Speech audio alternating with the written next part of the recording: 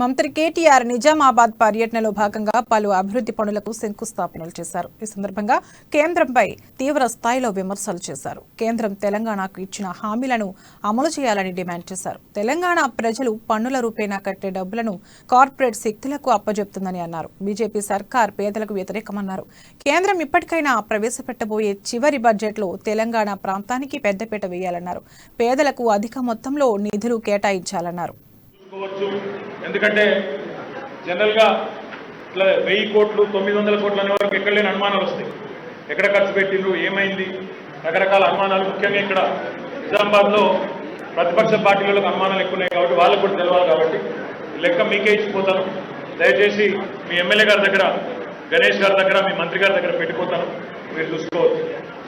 ముఖ్యమంత్రి గారు ఇచ్చిన అష్యూరెన్స్లో భాగంగా 300 కోట్లు Telangana urban finance infrastructure development corporation ఆధ్వర్యంలో ఏవైతే పట్టణంలో బ్రహ్మాండమైన మీడియన్లు, చక్కటి చెట్లు, ఒక కొత్త అందాన్ని తెచ్చే విధంగా చక్కగా నిర్మాణం చేసుకున్నామో టీయూఎఫ్ఐడిసి ద్వారా చేసుకున్నాం.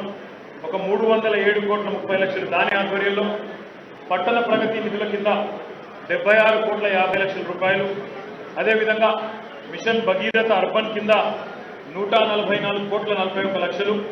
అదేవిధంగా స్టేట్ ఫైనాన్స్ కమిషను, ఇంకా ఎస్సీ ఎస్పీ మరియు టీఎస్పీ అంటే schedule caste sub plan, tribal sub plan, అదేవిధంగా ఇంటిగ్రేటెడ్ మార్కెట్లు, వైకుంఠ ధామాలు మొత్తం కలిపి 936 కోట్ల 69 లక్షల రూపాయలు ఇప్పటి వరకు ఖర్చు చేయడం.